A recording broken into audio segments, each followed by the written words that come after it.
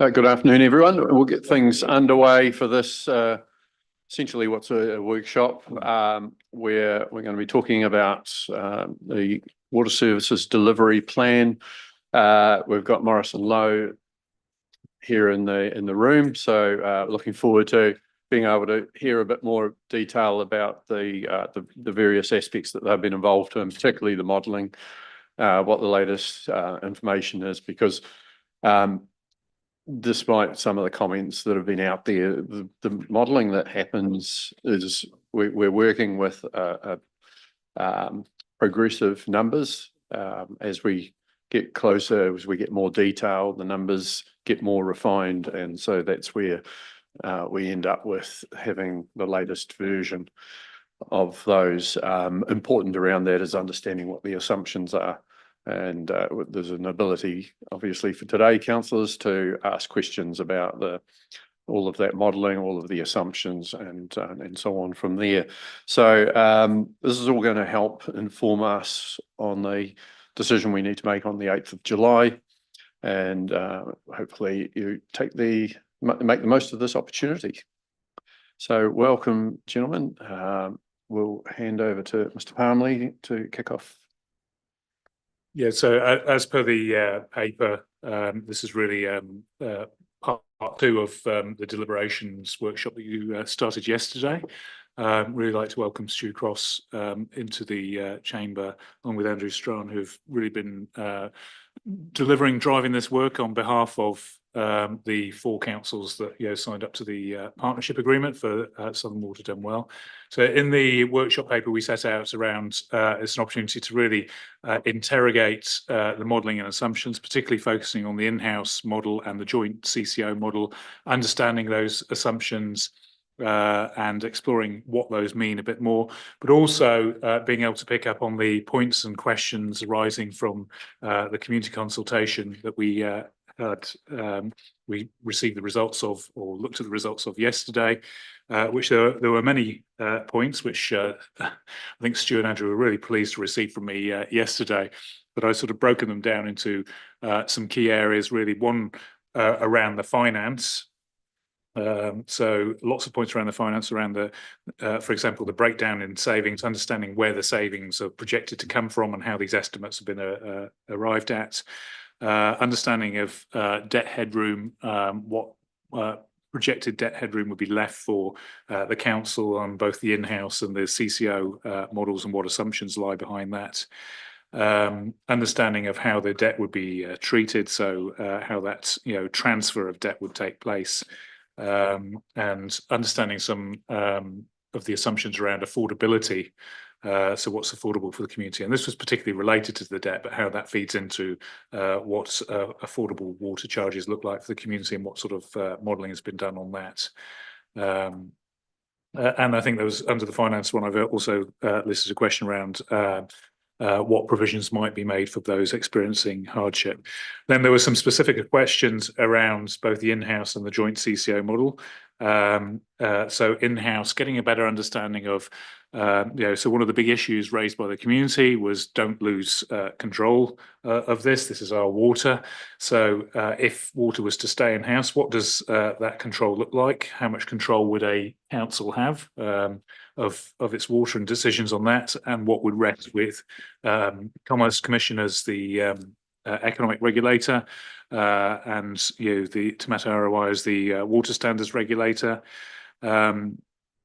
And then in terms of the joint CCO one, questions there about how much council control would there be of that joint CCO, in particular things like setting the programme, agreeing the programme, local pricing and policy, and understanding how council could ensure that this district didn't lose out from that, and that the focus wasn't on other districts, particularly where some of those districts are growing districts. So how would that programme work?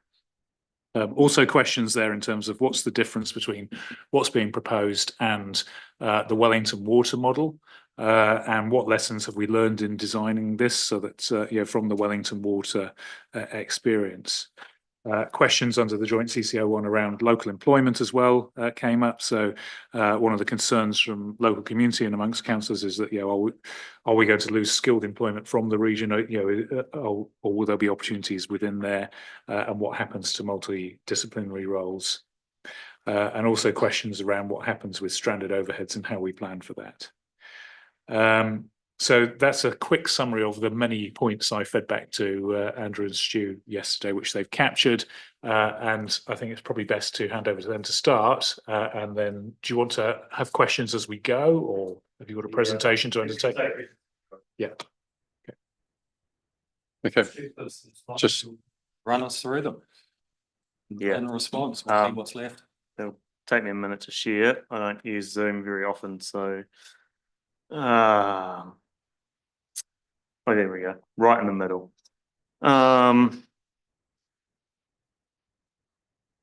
It's this one here. Yep. Yeah. Put it up on the screen. Go back to the start. Let's go back to the start. Oh, I'm presenting mode. Is that going to work? good. Yeah, Cool. So all good to go. Awesome.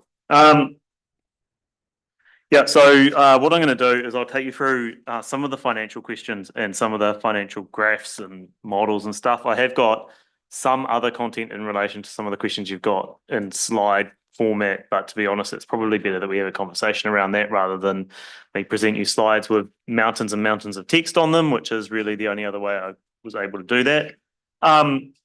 So what I wanted to do is just take you through the modelling assumptions that we've got, and then take you through some of the stuff that's really important for you to understand about the differences between an in-house model and the joint CCO. So for all of the models that we're presented, the first thing to note is that whenever we're presenting a standalone business unit in the information that we presented for Southern would have done well, we've used what we call a comparator case. It's not your LTP exactly. We've actually standardized a bunch of assumptions for the purpose of being able to draw comparisons between a CCO and a standalone business unit that don't rely on things that would otherwise, what depreciation rate is used or what interest rate is used, or those kind of financial policy settings that would otherwise make a difference in the price. So we've tried to standardize that so that you can compare apples with apples as much as possible between councils. So when I talk about the modelling assumptions we've made, those are the assumptions we've effectively made to the comparator case. When I present today some of the stuff from your LTP, that is unadjusted. But for all the models that we've modelled that depreciation is fully funded from the 27-28 financial year.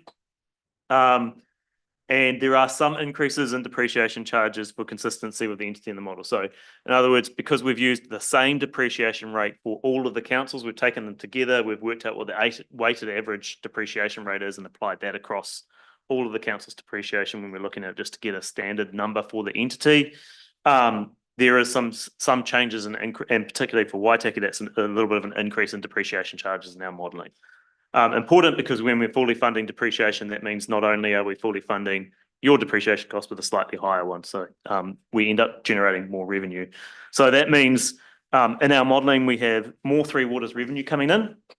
And as a consequence of more revenue coming in, but no more cash costs coming in, we have less Three Waters debt in our models. Oh, Alex is already. So I was just going to ask a question on that, on the impact of what our community saw. So some in our community said, hey, this charge here that you've got for Waitaki doesn't reflect what I'm paying. So, and we don't fully fund depreciation. So does that explain that difference? That's what they should be paying if we're doing fully funded. And we'll touch on why it's important that we've made some of those adjustments, or what the consequences of some of those adjustments are as we move through. But absolutely, that's going to reflect why some of those charges don't necessarily line up with what they're paying, but they are what our view is of a fully sustainable in-house business unit might look like. For the rest of council's debt, because I'll present some slides here that show borrowing headroom, which requires me to think about the rest of council's debt, and for the rest of council's revenue as well. it only includes the stuff you've got in your LTP. So I haven't made any assumptions about what else you might want to spend your money on, whether it's new halls or new sports centres or new quarries or any other investments that you might have coming up that may also have a draw on council's debt. And the same, and also in my modelling, because I'm using your LTP data, I don't have any capital expenditure beyond 2034 for non-council projects. So if I'm presenting 30-year data, your council debt just kind of caps out because we don't have any other projects coming in from other stuff. So if you see a debt headroom problem coming in there, it's because, well, you know, if you see the headroom increasing, it's because I haven't modelled any extra spend for council in that period. So I've got another question that relates to the depreciation being fully funded. So to enable us to set a lower rate this year, we went even further in terms of stripping out depreciation funding from our waters. Is it your understanding that to be considered financially sustainable, the government would be looking for waters to be fully depreciated? And does that mean that in 2 years' time we've got a big cost rising there to be able to demonstrate that? So the legislation requires that a council's Three Waters revenue is sufficient to cover the Three Waters costs. It's not very explicit about whether depreciation is included in those costs, but there are some requirements that do indicate further elsewhere in the bill that you should be fully funding depreciation unless, much like your Section 100 in the Local Government Act, unless it's financially prudent to otherwise do so. So all our modelling has assumed that it is financially prudent to fully fund depreciation, not to not do it. And that the grounds of affordability aren't necessarily sufficient to say it's financially prudent not to fund depreciation. What I would say on that as well is that when we set our model so that it doesn't fully fund depreciation, we end up needing to generate additional revenue just to be able to meet the borrowing requirements of the entity. So whether it's fully funding depreciation or just meeting its requirements to fund its capital program, it still ends up needing at least the same amount of revenue, if not more than fully funding depreciation. This fully funding of depreciation would apply irrespective of whoever's administering Three Waters, is that correct? Absolutely, yeah. So in So all our whether it models, it's was the an same. in-house business unit, a standalone CCO or a joint CCO, you'd Absolutely. anticipate that in each of those instances. Yep, absolutely. Thank you. I think helpful to explain why we haven't funded depreciation this time around. We have spent a huge amount on water infrastructure, and one of the ways to keep the costs down has been in the past has been altering some of those levels of depreciation and so on, and certainly for this year of not rating for depreciation.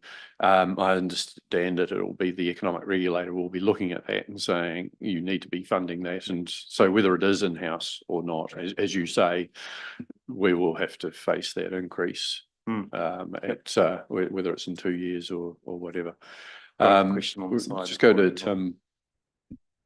Sorry, I'm conscious we have to move on from this topic, but third bullet point there where it talks about at least Three Waters debt in our modelling, that Morrison Low modelling then and WDC long-term plan modelling, is the 30-year debt in-house debt projection Waters other projects combined that went out as part of the consultation, which picture does that represent?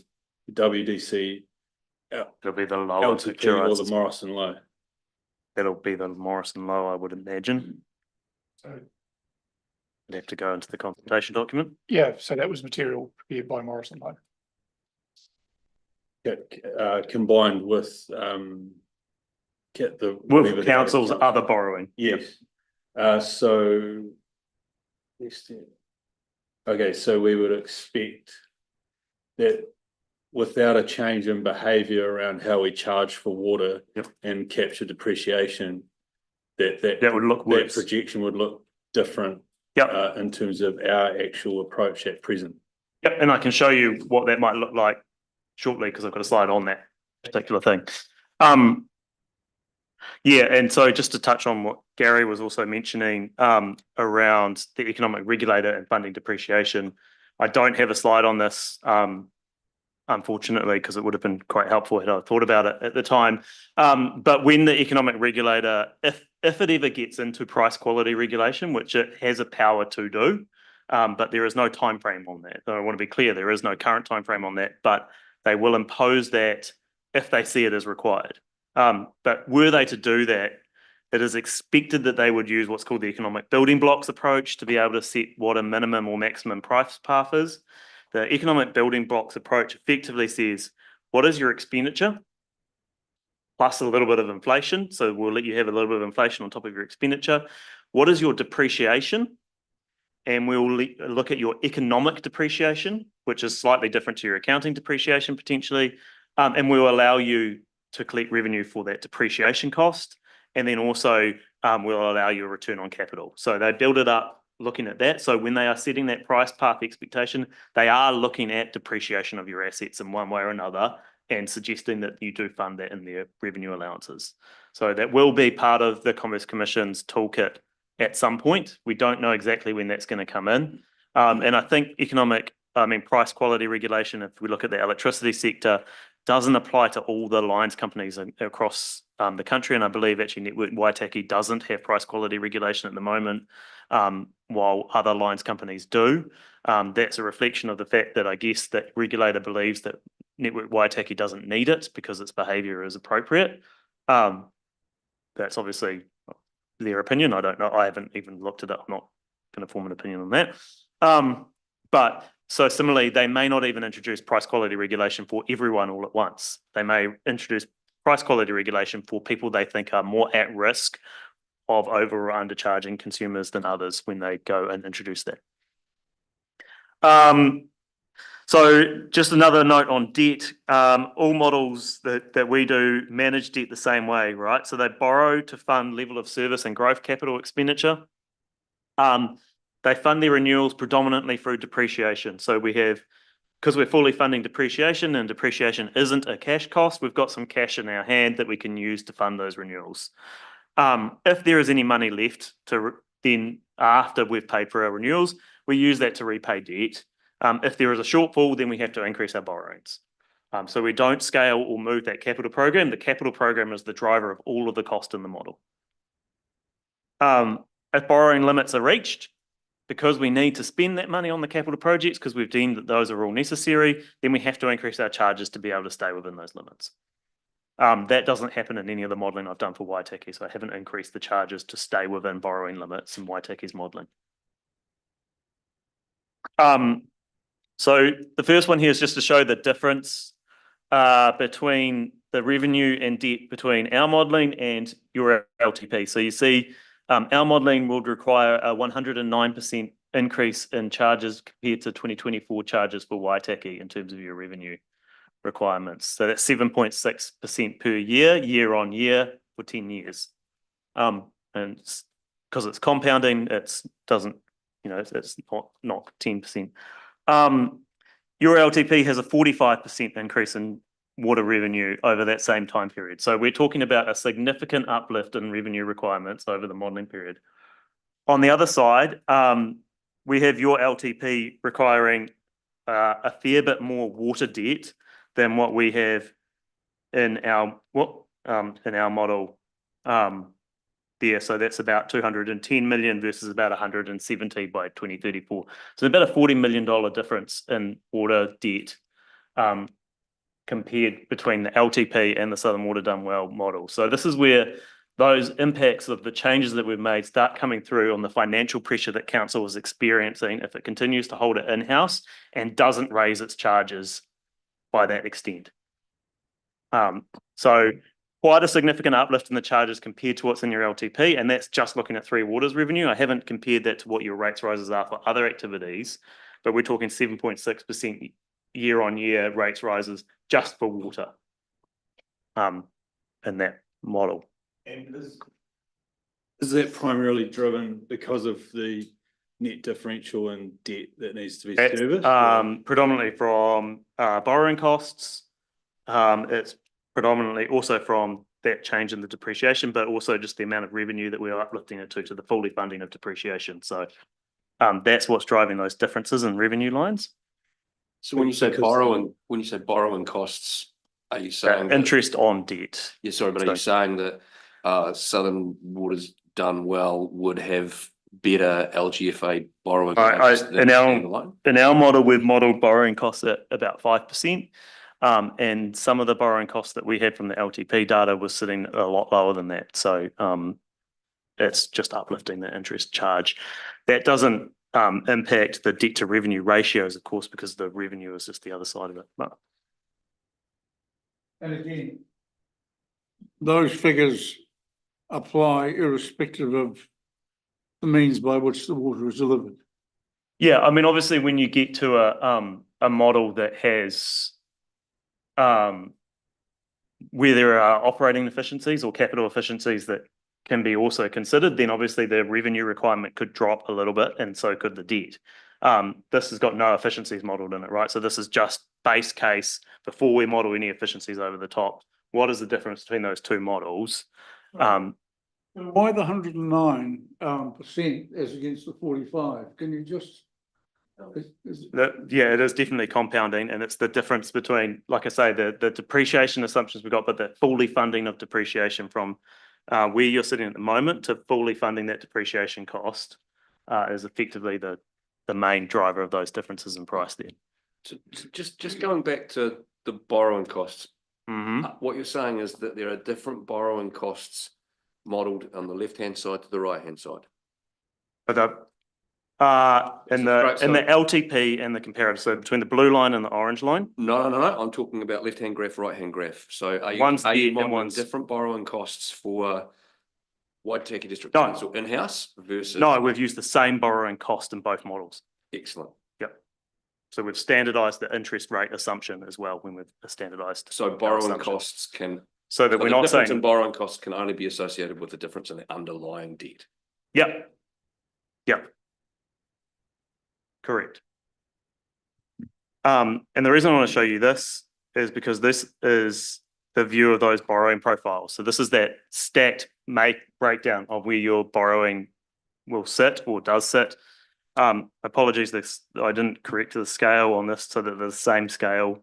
So the right-hand graph actually goes up to 350. So hence why that it looks steeper. But the bit that's most important to look at, I guess, is the size of those green and red bars, which are your borrowing headroom limits. So, and this is based on a 250% debt to revenue ratio, is the green bar. So that's the amount of available borrowing you have as a council, based on your LTP. And I think it's looking like it's probably, I'm sure that you probably have a little bit more than that. And this is probably a difference in just the way I measure your debt to revenue ratio. So councils make a whole pile of adjustments to make sure that they're getting to net debt and they're including the right amount of revenue. I probably haven't made those adjustments as exactly the same as council would have otherwise made them internally. So they'll be slightly different in terms of that, but the trend there being the same, that with the revenue that we've got modeled from the LTP data, we would be getting up to or breaching debt headroom requirements by 2033.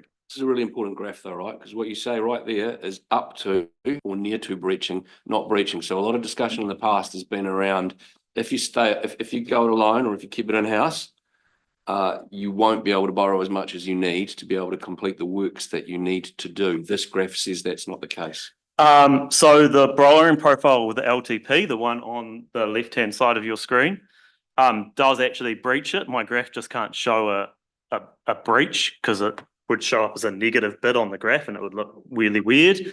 So it does breach it a little bit. And you can see that with the yellow line dipping right up, and so there's no room of the red there. So it does actually basically hit borrowing limits by 2033 without an increase in charges. So just to clarify on this, because I think it was a point of contention with some in our community. So the assumption is that the modelling shows that by 2033 we're breaching, and then that takes us a year out from the end of our LTP, and there's no other projects modelling. So if you want your capital roading program, if you need to replace that bridge, if you've got a community facility you need to replace, there's no scope in there to do anything else other than waters. And you can see how much of that lending profile, the blue area being water, how much of that borrowing profile is dominated by water. It's That's not what the 30-year graph I'll show you a 30. that went out, that Yeah. shows a different So story. the 30-year graph would have shown the right-hand side, which is that comparator case, right? So that's got the extra revenue in it, which has then brought your three waters debt down. So that's why it's not breaching. If we just stuck to your LTP numbers, we would. So you can always make sure that you don't breach your limits by increasing your revenue. That's Exactly. always an So- option that's available to you. So our LTP numbers are actually kind of moot because the regulator will require us to adopt more of a comparator case anyway. Yeah, would they so not? all I'm showing here is that in order to show you those graphs before that didn't have you breaching, there has to be extra revenue in there to make that happen, and that's over and above what was in your LTP. To be clear, when we're talking about extra revenue, we're talking about you have to be able to put water charges up and rates up in order to continue to Yeah, do things. the revenue's got to come from And- somewhere. Yeah, By a lot more than inflation, general inflation. by a lot more than general inflation, and by a lot more than what council has currently committed to doing. Stuart, it would be good to get these graphs matched up. Yeah, with the scale. I can't do it live in the presentation, but. Because fundamentally, it's like, you know, it's about trying to deliver this as cost effectively as possible, as well as everything else that our community wants. And fundamentally, what this is saying is you will be paying much more for water in one situation versus the other. Yep. And that will take, it takes away the ability to do other things the community might want.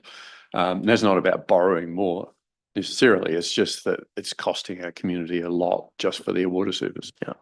And what I'd also note here is, as I've said, we have to increase our water charges to keep our borrowing headroom down. Of course, we could just increase our other rates, but it's all the same bill to the ratepayer at the end of it. Given that water is the one that's driving the debt, it would make sense that it'd be your water charges of the bill that would be the bit that goes up, but there's nothing to say you didn't just increase your general rate or your UAGC or whatever it is to get there. But obviously you can only increase your UAGC to a certain limit anyhow, so that's not actually always an option.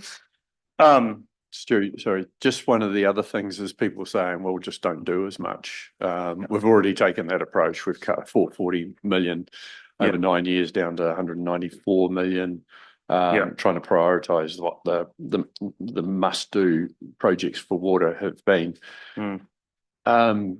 Is it worth commenting on that now, or is that something later? Look, I don't have a chart on it for later, I don't think, but I did actually have a look at, well, I can probably pull it up later.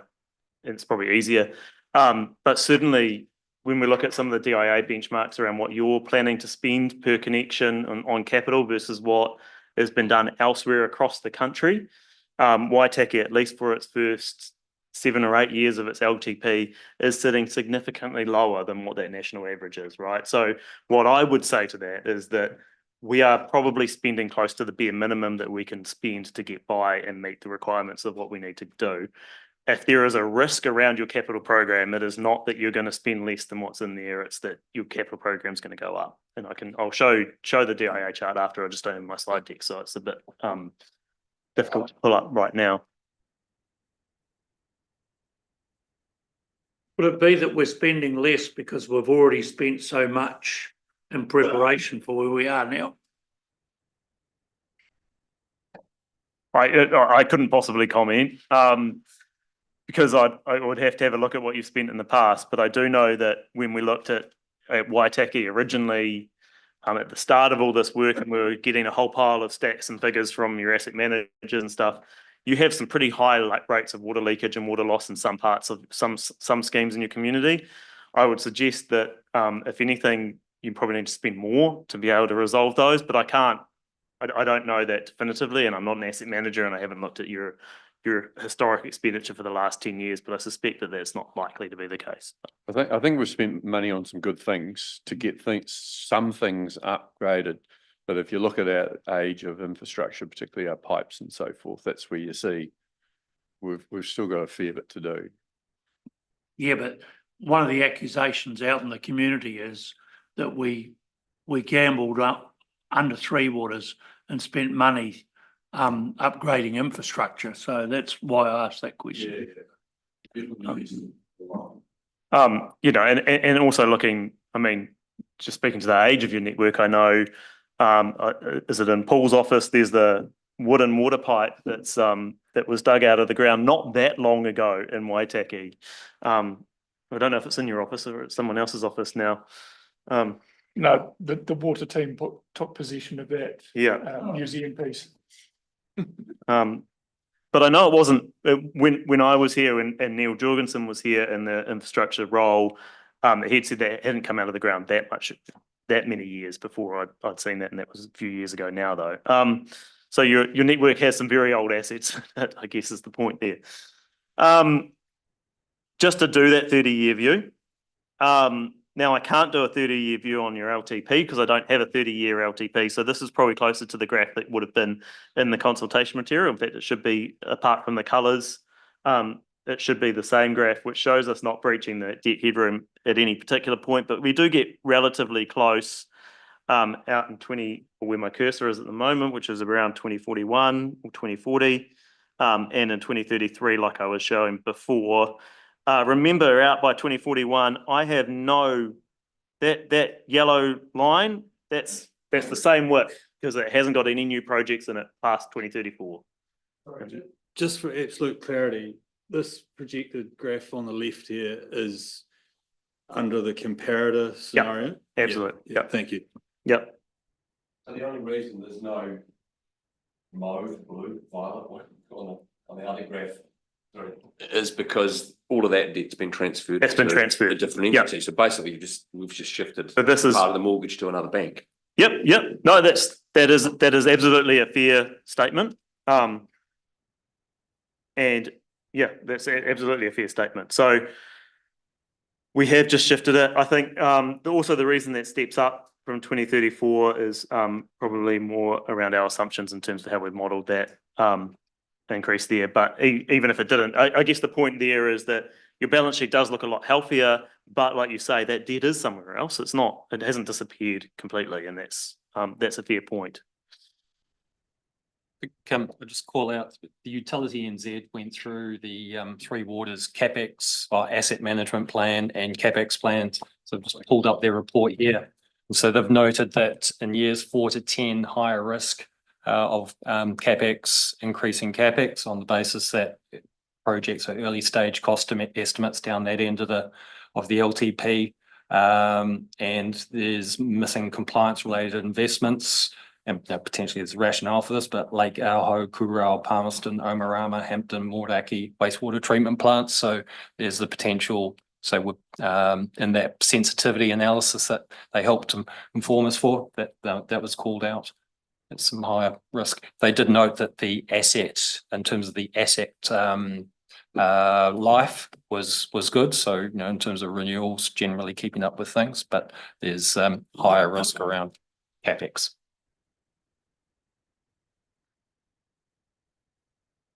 And this is just this is a comparison of that Southern Water Done Well proposal. So this isn't Waitaki specific information. This is Southern Water Done Well combination. Just showing you what the impact of that debt is and what the charges look like under the different models. So and showing that the Southern Water Done Well proposal isn't actually generating mountains more debt than what we would otherwise have with all the combined councils with their capital programs, right? So we're not loading this thing up with mountains and mountains of debt more than anywhere else. You'll see that graph on the right-hand side, the orange line is the Southern Water Done Well proposal. It does hold a little bit more debt than the combined councils through to about 2034, 2035.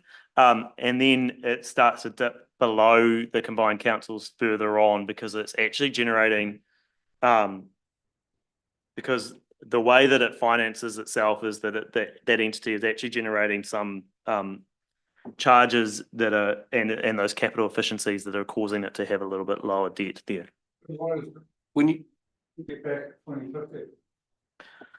I would fathom without digging into it that there is a significant capital project or two in those years that are when you say combined council, Stu, that's saying if the councils all stood alone and we summed them all up, yeah, this is what absolutely. So unsurprisingly, they've still all got exactly the same investment.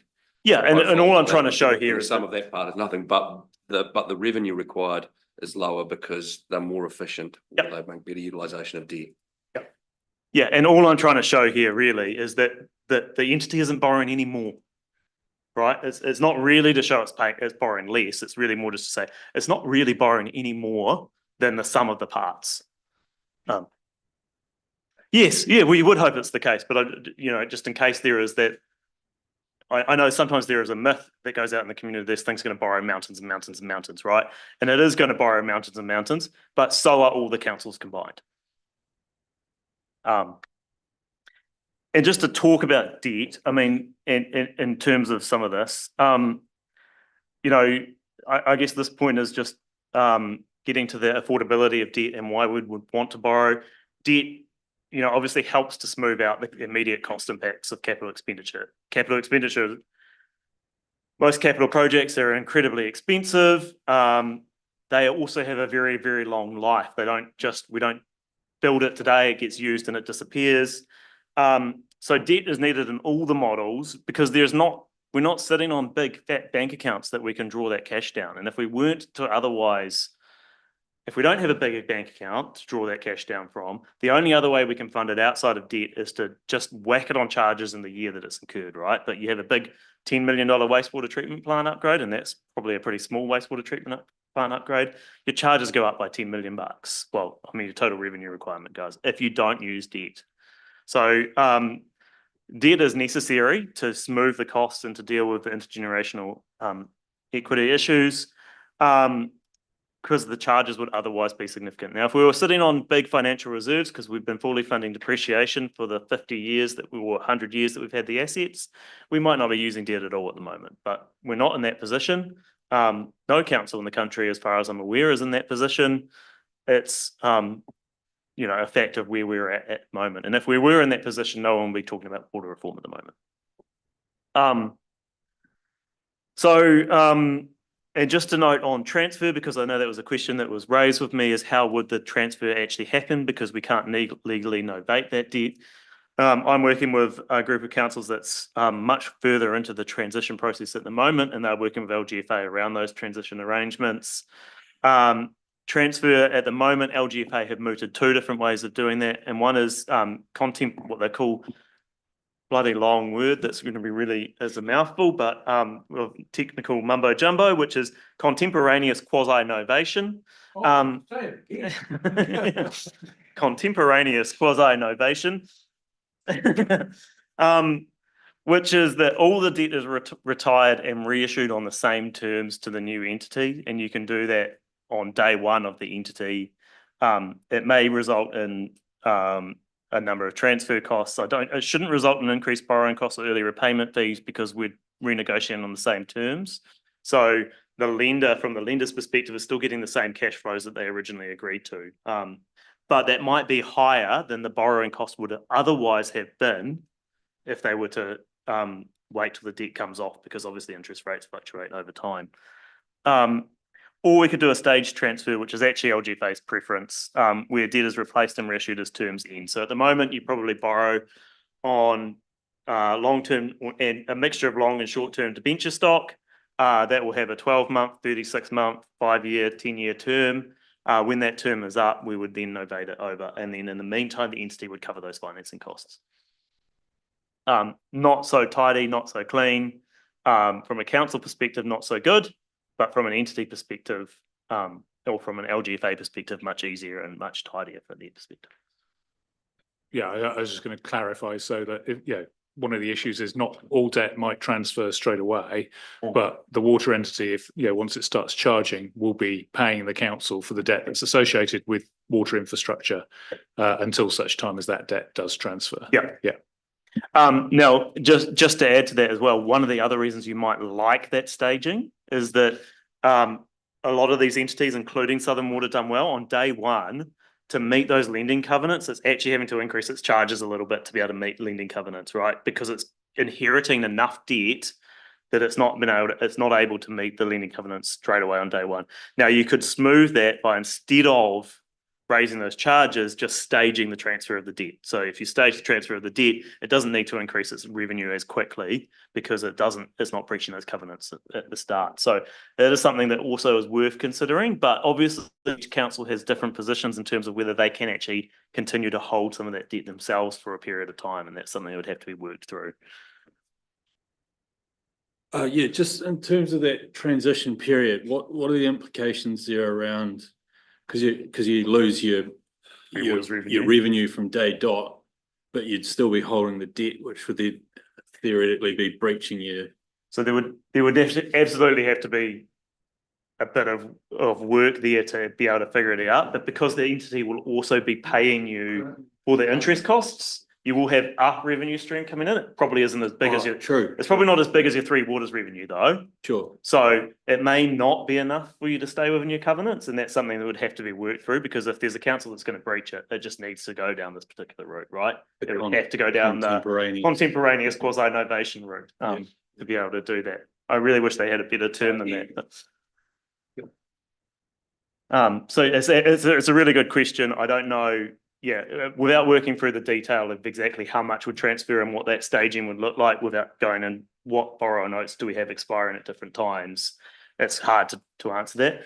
Because we've also got a 2-year period, it also means any borrower notes that are expiring between now and when the entity comes up, we would probably renew with shorter term debt to be able to manage a bigger chunk of transfer at the time. So there would be a treasury management piece there that would have to come into the work. Which I'm sure Paul is looking forward to.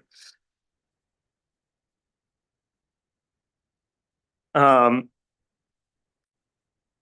then just I think my last one on debt and affordability, and I think you guys probably all understand this anyhow, but how much debt is affordable is really a function of this kind of I put it here as a triangle where you pull on one side, you've got to move the other sides as well to be able to keep the area the same. So if we want to decrease the amount of debt, we'd have to increase our water charges, or we'd have to decrease the size of our capital program. If we want to increase our water charges or decrease our water charges, we need to load up more debt. And obviously what we're trying to do here is find that balance where the amount of debt that we hold strikes the right balance between not overloading the entity and overloading future generations with the obligation to pay it, but also doesn't set charges so high that people can't pay it today. So we're constantly trying to find that balance between the debt and the revenue and the capital program here. And then in the modelling I've done, like I say, I'm not flexing that capital program. I'm not shrinking the capital program because your capital program doesn't have any shrink in it. But that is something that the entity would obviously also consider as it's moving through its processes, the timing of that capital program and what work needs to be done at a whole regional level. So while you may not have a lot of shrink in your capital program, somewhere else may have a bit of shrink, or they might be able to move it a year out and might be able to move some of yours a year forward, and there's a bit of a juggling game that goes on there. Yeah, so it's less about whether you can afford the debt and more whether you can afford to do the capital program. Because ultimately that capital program has to be funded from one of the two other ends of that triangle. And that would be debt or water charges. So, like I say, and the reality is that there is an expectation from the government and from the regulators that we are doing that capital program. Last thing I just wanted to touch on before we get into anything else, is just to talk about what the future might look like for councils in a couple of years' time, because it's not just about water. And we keep thinking about water in terms of local government reform and the things that are going on in local government. But the minister in a speech, I think only last week, indicated that the government is still progressing on plans to introduce a rates cap. And a rates cap will be probably as impactful on council as water reform is, if not more potentially. And we work with a lot of councils in New South Wales with rates caps, and to be frank, rates caps just do not work. They deliver really poor outcomes for communities in terms of infrastructure investment and community outcomes in the way that councils deal with their finances. However, I'm not here to argue whether they introduce a rates cap, but just to say what that might look like if we do have one. So we'll have water and stormwater and wastewater subject to economic regulation, a beefed up Taumata ROI, and effectively through the two of those, we could be or will be told what to invest in and when. So water, a lot of those decisions are going to be taken from us one way or another. Now, that might only be through Commerce Commission's information disclosure requirements, because even through that, they're effectively putting all our information up publicly on a dashboard for anyone to see how much we're investing in our assets and what our network performance looks like and what our charges look like. When we introduce rates capping, it may not apply to three waters, and I say that based on the New South Wales model, which I understand the government is looking at closely. So the New South Wales model, they have special funds. So they have a general fund, and then they have special funds for water, sewer, and solid waste. So they don't actually have a special fund for stormwater, as far as I'm aware. The special funds, they can charge whatever the cost of the service is for those activities. So they can charge whatever it costs to deliver solid waste services. There's no rates cap that applies to those funds, but the money must be ring-fenced, must be retained within that particular activity, and they're allowed to do some dividends every now and then. Those dividends never ever occur between those functions and the rest of council. Then they have their general fund, and the general fund is everything else the council does. That would include, in New South Wales, it would include roading, but also all of the community work that they do as well, in terms of, you know, parks and recreation, open spaces, libraries, all of the cool stuff that is probably the reason you actually wanted to run for council in the first place. The way they set that rates cap, they take your last year's rates, they whack on inflation, and then they go, local government, you can do better than inflation, which is never the case. But you guys are more efficient than everyone else. So we'll put a local government efficiency factor over that, and that's about 0.25%. And then they go, oh, plus you can also have the new rates that are generated from new houses in your area. Now, the way that we set rates, because it's based on, if it's based on capital value, that might work, because our ad valorem rate, or our per dollar per CV rate, when we get new capital value coming in, because there's new buildings coming in, we can collect a little bit more rates from that. What it does is it emphasizes growth. So we want to push on, we want to get more growth in our community, because the more growth we get, the more rates we can get over and above the cap. And growth often doesn't have that additional expense attached to it all the time in terms of operating expense. So one new property doesn't necessarily generate the same amount of additional operating cost as a per property otherwise. And that's how we see the current year's rates cap, so then, or the next year's rates cap. So what that does is it's a sinking lid, right? Because we've got that efficiency factor and we're working with inflation. The amount of money that we can actually get in real terms is slowly decreasing over time, except for that increase for growth.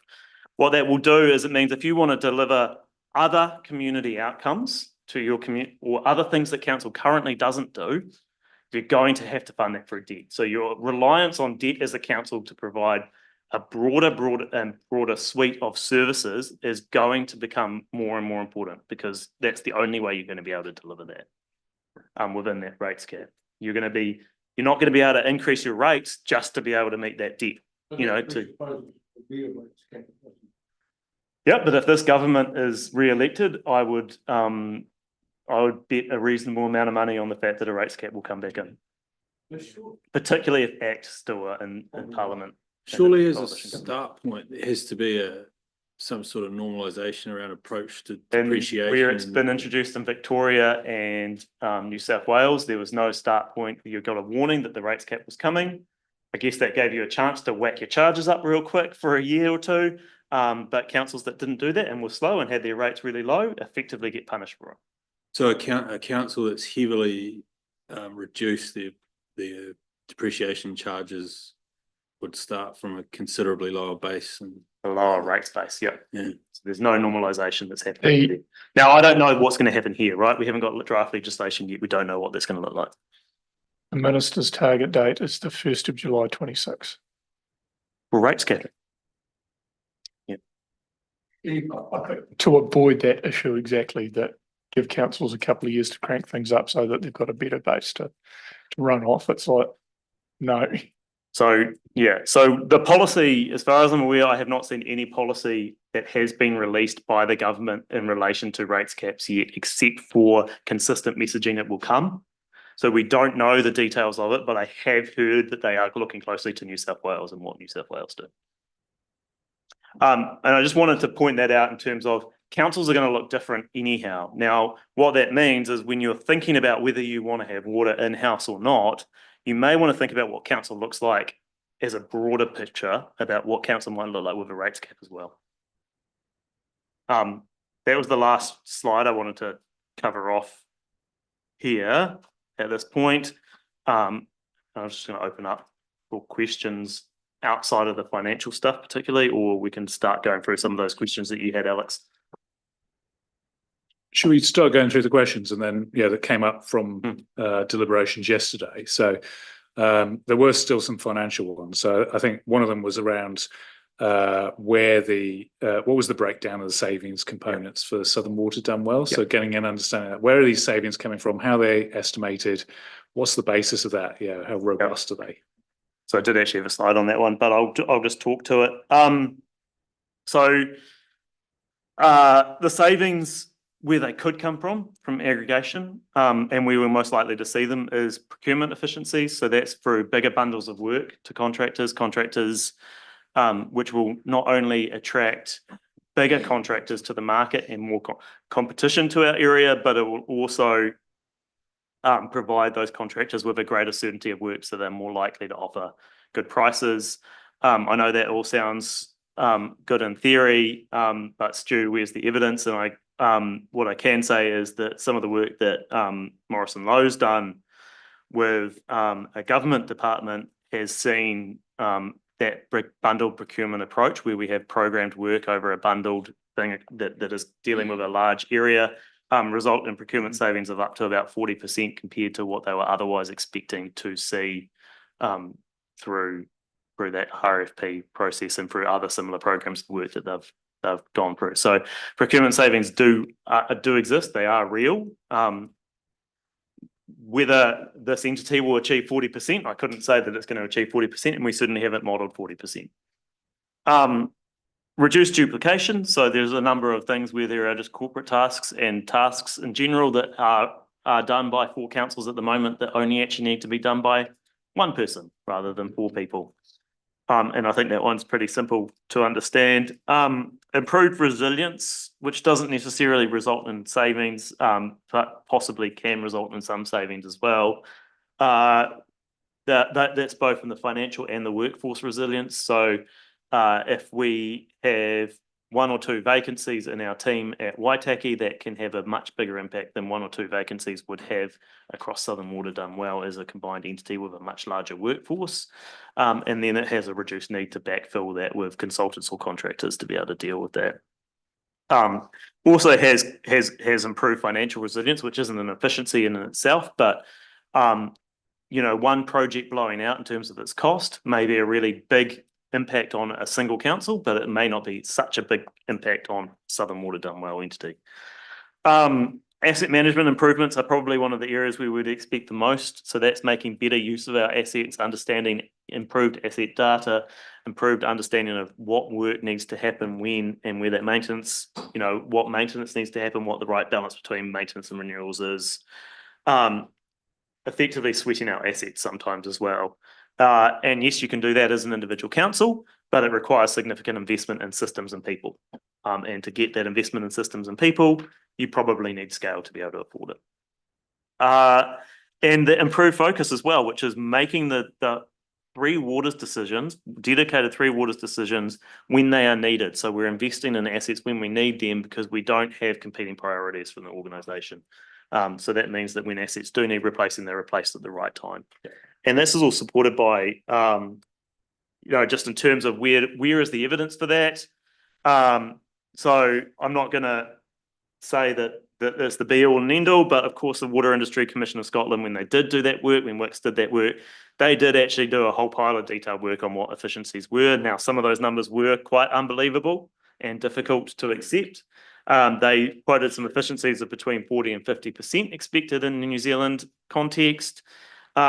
Frontier Economics in Australia also reviewed that work, also cited some efficiency evidence there, and broadly agreed with efficiency assumptions that Wix produced, even though they said that maybe the scale was not quite as great as what Wix had indicated. Concept Consulting did a piece of work for us and looked at the electricity sector experience and where efficiencies have been obtained there. And they've indicated a range of between 10 and 40%. Between 10 to 40% depending on what scenario you're doing, whether they're operating or capital So efficiencies. they've got quite a lot of background in the electricity line sector. They had quite a nice, got in front of me, the little case study they cited in their study of Transpower. They called it Transpower's wall of wire problem. So they had age-based renewal forecast of 70,000 odd kilometres of overhead conductors and wires, etc. Expected investment of $4.5 billion over 30 years. And then by applying the better asset management framework skills, better data, better decision making, they managed to halve that. So that's a direct case study in the benefits of better asset management. So, but it's not a case study in the benefits of aggregation, because Transpower was already a singular entity. they had the assets. So they had the assets already. And if you look at what Minister Watts and the Officer of the Auditor General are saying at the moment, you're likely to see a whole lot of aggregation of the EDBs over the course of the next few years as well. They will be the next waters well done. There's going to be, I've heard local water done well. I think I've heard local lines companies done well now, and probably also I think I've heard local roads done well as a bit of a threat going on there as well. But I'm not sure they want to lean too heavily into the local water done well process when they're looking at roading. I guess the point there is that with those skills and with that extensive network, by applying those skills, they drastically dial back the cost. Within that, Stuart, so at the moment, as you know, for relatively small councils, we're quite reliant on consultants and contractors to plan a lot around our assets. So if we need a new facility, we often need to get a consultant in who does a bespoke design. Yeah. Is that factored in, that some of those expensive consultant skills that we need, we might be able to employ at less cost, and maybe standardization of design, or is that something that hasn't been? I think I mean, you will always need consultants for something in some places, and I'm not too worried about my job, but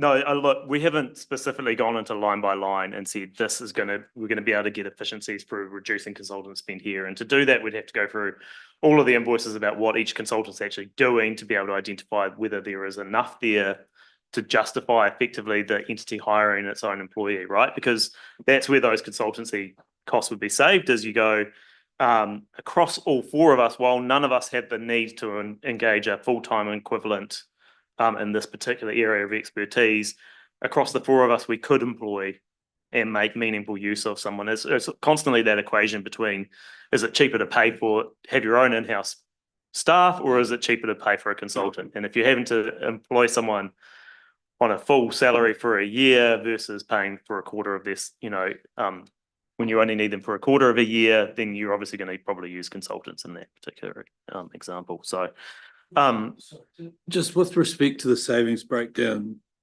though, that you've provided just now, just to get a handle on how, and I take your point, it hasn't been specifically modelled in detail, but just from experience, or you putting this list together between procurement, duplication, workforce resilience, asset management improvements, would you place equal weighting on those, or would one carry a substantially heavier weighting? The majority of that's in the procurement efficiencies and the asset management efficiencies. And they'd probably be about equal in terms of their weighting. Thank you.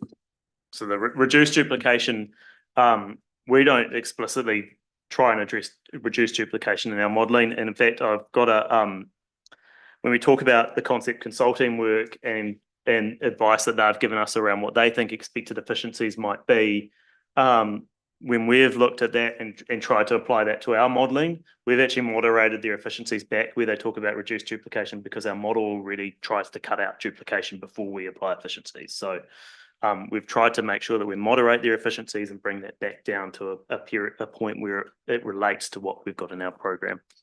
Stu, one of the things that gets raised is the cost of creating a CCO and running it.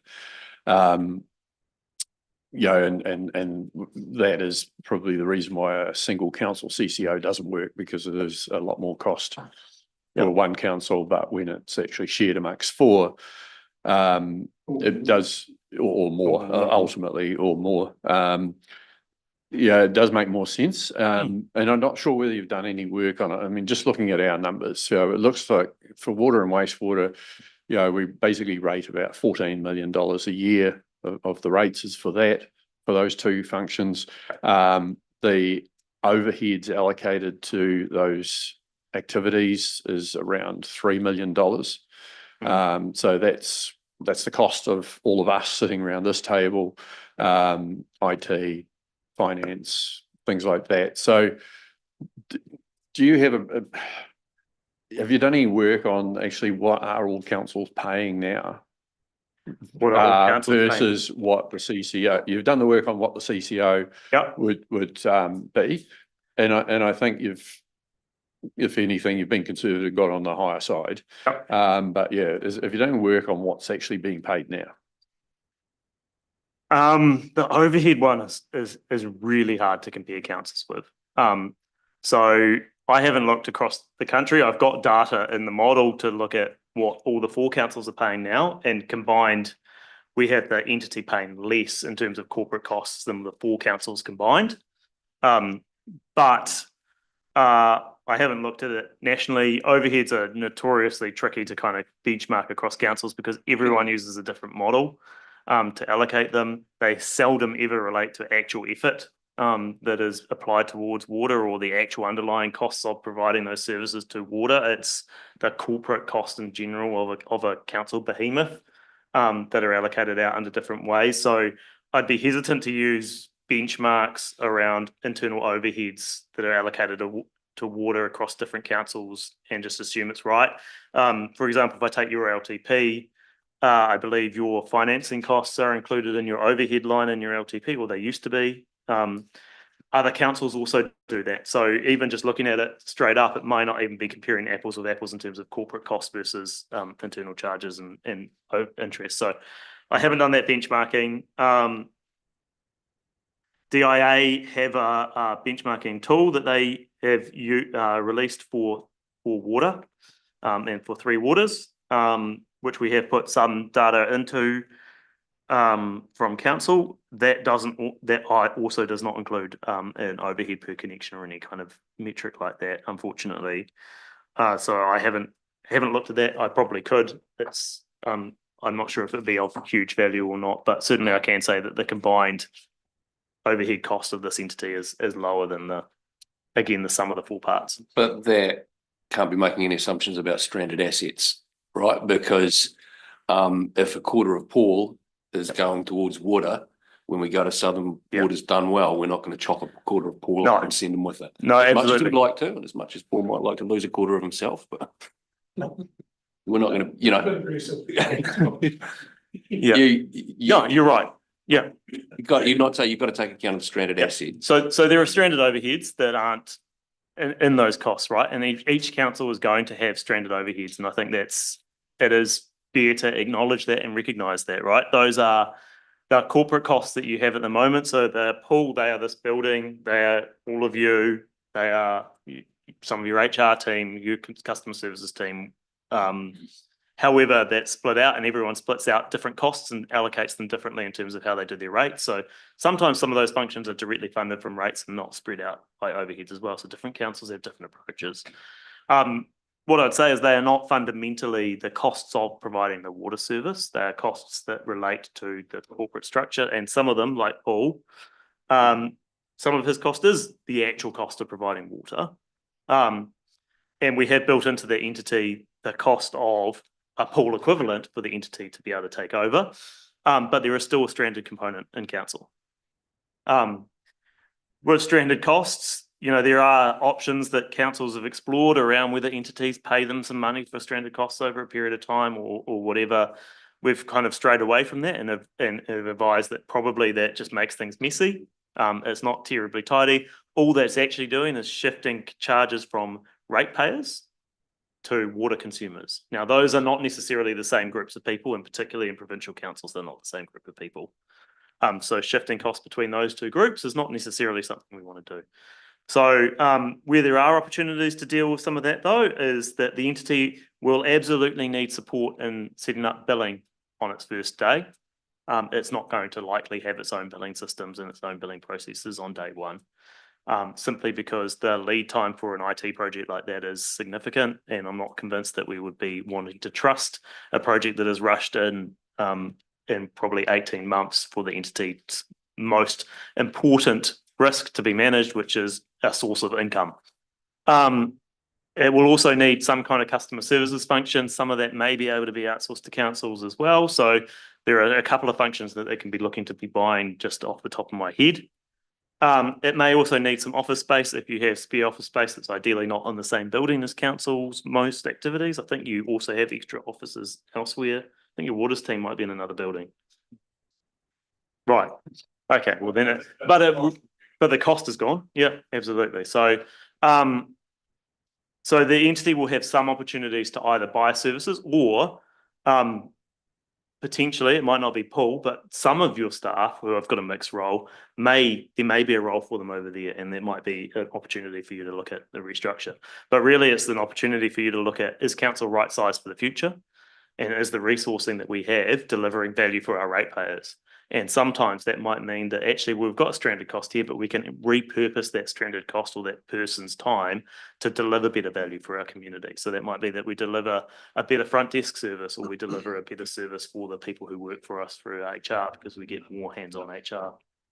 Yeah, and for us, that'd be good to identify more, something that Tim's asked for, to identify what are those transferable costs that we can get out. What is the stranded overhead that is left after all of that? I suspect that's going to be a significant piece of work internally for the next year or so. But it's just looking at if it's a one FTE equivalent in the finance department, do we? That's right. Transfer that person and so on. So it's looking at that and making sure that as much of that can be stripped out as possible. Yeah, that's right. So, and it is a detailed piece of work where you start looking at task reallocation and stuff like that within teams as well. It's not as simple as just going, this is the overhead that's currently charged, so therefore it's all going to be stranded, because you really need to look at how does that relate to effort? Just on the corporate costs overall in the model, the model joint arrangement, is it not just a straight, essentially 1/4 of the cost?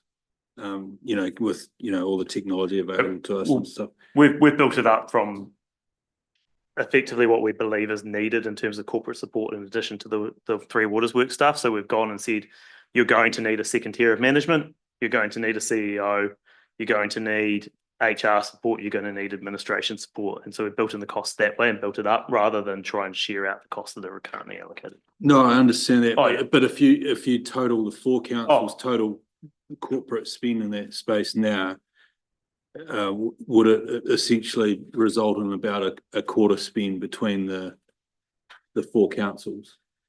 I could probably tell you the exact percentage, but not right this second without pulling out my spreadsheets. I suspect it's closer to about a third or 40%, somewhere around there, rather than a quarter. So it's probably a bit more than a quarter, but then there are some councils where the overhead that's been charged to waters, if you ask the Three Waters manager, is extortionate compared to what they believe they're receiving. And so, and meanwhile, there are other councils where that looks really low. So that's why I guess it's not quite as simple as a quarter. If you were all doing it the same way, it probably would be. No, but if you look at other historical amalgamation models, Tim, you typically end up with a chief executive of a larger organisation that's demanding a significantly higher salary than the chief executives of the four smaller organisations. So you're not going to get a quarter of the saving in that. Yeah, so I mean, we've modelled our CEO at basically being paid the same as the average of the group of four at the moment, and actually this entity is not going to be bigger than any of the councils, even when you combine them. It might be bigger than Gore, maybe, actually, to be fair. But and we've used Network Waitaki as an example. I'd say it's probably going to be less than that CEO, for example. The savings that you've alluded to, if I compare that, the majority of our submitters, the concern is loss of local control. Yeah. Accepting that all those savings are available, and I'm playing devil's advocate here, but why can't those savings be made without having to go to a collective, a formal collective? A memorandum of agreement where the 4 councils or 6 councils or whatever said, let's put all our work together and go to the market to source that work, would achieve a result. I know several years ago, I manipulated the chemical market by getting all my neighbours together. I know that, but what it is possible with collective purchasing weight to secure a discount in what you achieve. Yeah. So why can't we do that at a looser framework than what we're proposing? Well, I mean, it's theoretically possible. But I would say, and this is a question that was raised by Alex before, which is what is the difference between this and Wellington Water? What you're proposing is much closer to Wellington Water than what this is. So and I guess shared services are tried quite often in local government to very mixed success. Even with a formal structure around them, we've got local authority shared services companies that have been set up around the country. LAS, you might have heard of Bop LAS. I think CoLab up in Bay of Plenty is now Bop LAS. One of them up there is called CoLab now. But there was the Waikato LAS, there's a Hawke's Bay LAS, there's Manawatu LAS. A number of those LASs have fallen over because they were not delivering the efficiencies or the savings that were promised for a shared service arrangement because they didn't have the ability to actually secure the buying power or the commitment from the councils to be able to deal with that the way that they wanted to. Those are shared services in a very formal structure. If we look at other models, we've got the Northland Transport Alliance, which was again a semi-informal arrangement with a collaboration between the councils and NZTA. And that was sort of working until one council decided to pull out and then left every other council in a massive mess, in a massive hole. So we have a history, I guess, in New Zealand. It doesn't mean that we should rely on history as saying that we can't do it, because I accept that just because we haven't done it doesn't mean we can't. But there is a history here of shared services not delivering the promises or that being as successful as we'd like. And then, like I say, if we go to the next level, we get into Wellington Water, which is where we're contracting it all out and going, we're not going to give up our assets and we're going to keep our local control over our price. We're going to keep our local control over how much debt is going on here. And then we're going to end up with an entity that actually has got its hands tied behind its back and can't do anything. And that's what the problem with Wellington Water was, as well as the culture. The culture in Wellington Water is probably going to be a harder problem for them to fix up there than actually anything to do with the debt and the revenue stuff. So, culture is also really important, and we can't. But that's something that has to be set at the start with this entity, and we've got to hope that we've got the right team to set that up at the right start point as well. Sorry, I'm diverted into the next topic a little bit. Thanks, Gary. Look, couple of questions. One in general, Jim's mentioned the concern of a lot of the submitters, loss of local control. Are we able to put some questions to you, or maybe to Fraser about that? But just before we do that, a particular financial submission was made by a local business person, Ian Hurst.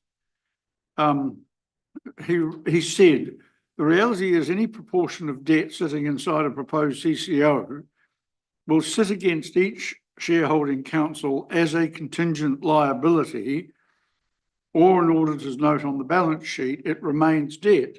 Now,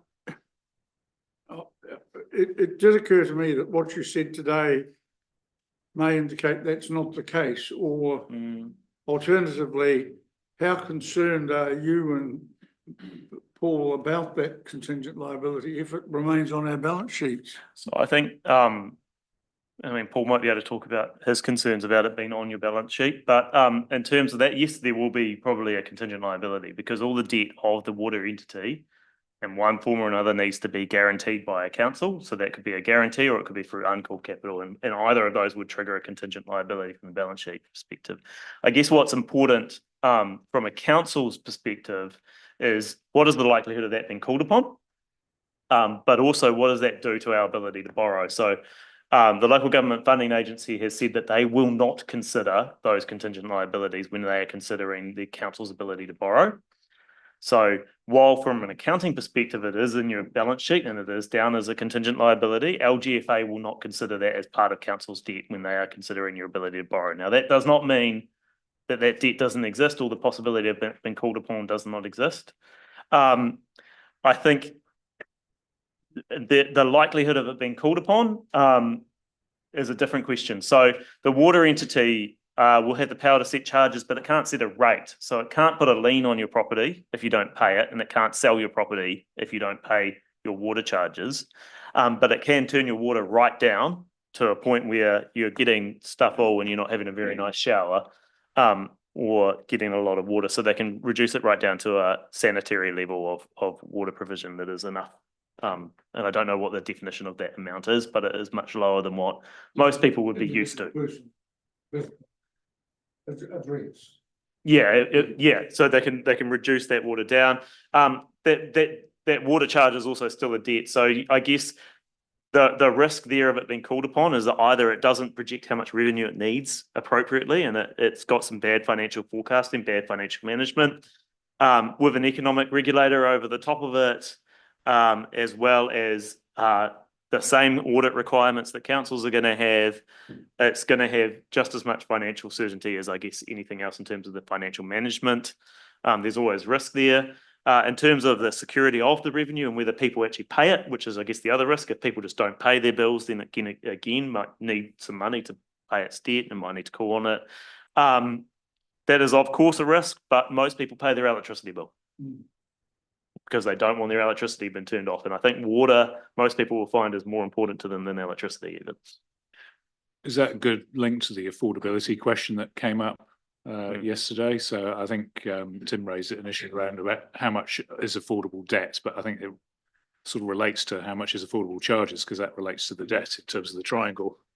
Yeah, well, that's right. So, I mean, affordable debt, affordable charges is difficult to say exactly what's affordable. So we've modelled a balance that obviously the more debt you load up, the higher your financing costs are, and eventually that can catch up to you. At the levels that we're modelling it, the debt is not creating finance costs that are burdensome for the ratepayers in the future. In terms of the charges, so Southern Water done well when we look at it against median household income, which is a common metric for assessing affordability. The charges get up to, and this is get up to about 3.3% of median household income. Now, DIA have set a benchmark at around 2.5% as being their ideal that they would like you to see you be under. So you are breaching that, but it is not as much as what I've seen other councils do, or other groupings potentially end up at. World Health Organization guidance around that is between 2% and 5%. So you're within the band of affordability. DIA's benchmark is an arbitrary benchmark they've set. There's no backing for that. It's not a legislative benchmark that you have to meet. It is just the guidance that they've put forward in their tools. And I understand DIA have indicated that they will be failing water service delivery plans where that breaches 5%. Now, whether that is actually something that they will do, I'm not sure, but they have indicated that should household charges exceed 5% of median household income, they may be looking to fail water service delivery plans. For 3 waters, so combined water, stormwater, and wastewater. But yeah, but it's a tricky one, right? Because you look at World Health Organization stuff. If that's combined with 7% electricity charges and 4% rates charges, and also significant insurance charges, or like if your collective utilities bill and others gets to like it's really hard. It is very, very hard, and And I think this is why no one's really settled on an exact science. There's no science on what this affordability is. And I'm talking about median household income. That means 50% of your population have got it worse than that, right? So what that says is that the entity needs some pretty good hardship policies and needs some pretty good ways of providing relief to people who actually can't pay for water, because water is so important to life. One thing I can say is that in Bill 3, which is still in front of Parliament, the Local Government Water Services Bill, there are amendments to the Rates Rebates Act that incorporate water charges from a water entity as being considered to be rates for the purposes of assessing a rebate. So they will be part of the rates rebate scheme effectively. So we have a rates rebate scheme that deals with probably some of the worst off people. That might not deal with everyone that's really badly off in terms of affordability and other issues there. So the entity may need to consider whether it adopts its own postponement schemes or its own remissions policies for other areas of hardship. Of course, when it does that, particularly if it's remitting it, it's going to need that revenue from someone else. I was just going to ask a question along the same lines as the issue you raised with using that median as a measure. Would it be possible to see a graph that showed, like, say, what that percentage is for our lower quartile cohort in both the comparator and joint CCO scenario?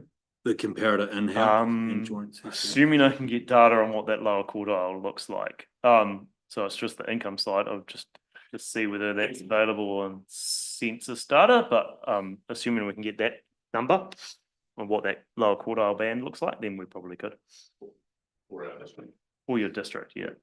And when you've given us the 3.3, you're talking about for our district? No, that's across the whole Southern Water Dunwell serviced area. Do you have the number at hand for the median for just the in-house? Not at hand for your district. Would you be able to supply that as well? Yep. Thank you. Does that 3.3 presuppose harmonisation? That is on the average charge of South Water Dunwell, so it is on a harmonised price. And the reason I've got that to hand is for when we are looking at things like Water Services Delivery Plan, some councils will be shooting through that 5% pretty easily, and the Water Services Delivery Plan is just looking at the entity as a whole. So, Just while we're on this topic, I mean, that's why when we were in the hearing yesterday, I said, I think the rate rebate would only be a temporary measure, because the factor we will need to consider is that the people paying these charges will change significantly. So it'll move, someone at the moment rates rebate, it is for the ratepayer to claim, not the residents inside of the house. So, a tenant will be paying these water charges, but under the current legislation, they can't make a claim under the rates rebate scheme. So, it's like, you think this is really, we simple fix. But it's like all of this, it's like you start having these consequential actions. And again, that's what we talked about. I think it's an area where the shareholder can give very strong guidance, even in the setup phase, about the need to have hardship policies that recognise the kind of situations that all of our residents and ratepayers will be facing with whatever the changes. At least they've got the electricity winter payment as a model where tenants will be claiming that or eligible for that. So it's not totally new, but it's a very good point, which I hadn't thought of. Yeah, so I mean, that's the other point on affordability, I suppose, is that so the entity being established does not mean that we're going to have water meters, and it doesn't mean we're going to have volumetric pricing on day one. That's a separate decision that the entity would make if it was established, right? Most likely we would end up there, because that's what most water industry experts suggest that we should be using for a basis for pricing.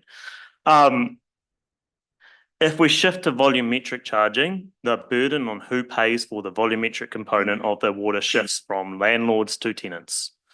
That creates affordability issues for people who are renting, who are probably most likely the more vulnerable people in our community. That's not cool. On the other hand, it also creates opportunities for people to manage and control their own water bills a little bit more, because they can control how much water they use to some extent, which then controls their bill a little bit. So they're, on the one hand, they have a lever to control what their affordability looks like. On the other hand, they have they have that shift in burden. Now, whether that shift in burden results in a change in how much tenants actually pay for their rent, the skeptic in me says that absolutely will not, because landlords are unlikely to pass that on. I think over a long period of time, potentially they would, in terms of the market would start to adjust, but it would take a very, very long time for that to actually come through and how charges are assessed, because it's be more of a habitual thing about how they're working out what their rates are. So you say it's for the entity to decide, or the Yep. council if it's charging, but I thought in the legislation there's provision that water charging needs to move away from being based on property value, which suggests therefore you need to do some sort of charge that's based on usage, whether it's water meters or some estimation of use, so that there needs to be some sort of fair basis for it. So something's going to have to change. So it can shift straight to a fixed charge. Okay. And it's allowed to charge just a fixed charge. And the other thing to say on this is I think whatever model you use, I think this affordability and hardship needs to be looked at, so whether it's kept in house or not, because it's not the model that's driving it. No. It's the fact that you've got higher water standards and a program of replacing aging assets that means that the charges have got to go up. And it's also worth noting that if council shifted to universal water metering and volumetric charging, the burden of who pays for the volumetric use of water still shifts, because that's not a entity thing, that is a Residential Tenancies Act issue, right? So that is not an issue that relates specifically to who is providing the water, it's the way it's charged for. Sorry, just with regards to the metering, you said most experts suggest metering. So what do other experts? Well, I'm probably being very generic by saying most experts. I mean, I don't have a magical 90% of dentists recommend brushing your teeth daily kind of stat for you. So I don't know what the percentage is, but when I say most, I would imagine if you surveyed water industry experts, by most, you're probably getting over 90% of people that would be saying that. But right?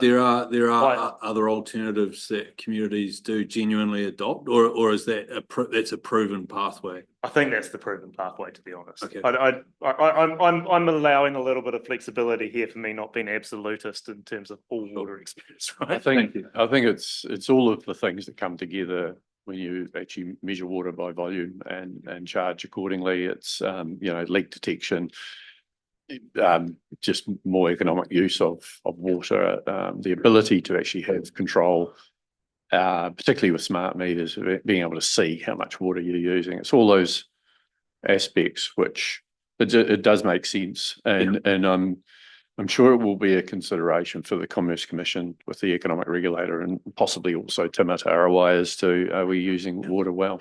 And it could end up being effectively mandated, but it's not. Just to be clear, it is not mandated at the moment.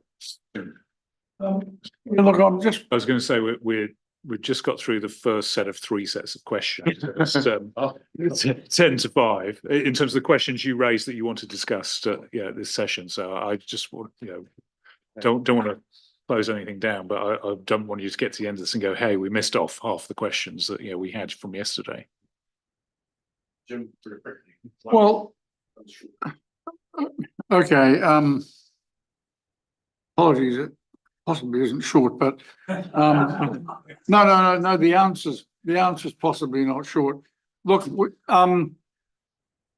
Jim raised the point that the big concern is loss of local control, and that we would be a minority.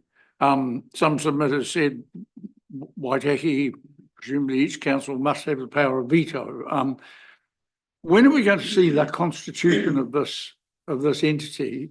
And would it be necessary for that to be part of any informed decision we make? Because, again, today we heard allegations about other councils being debt basket cases and so on.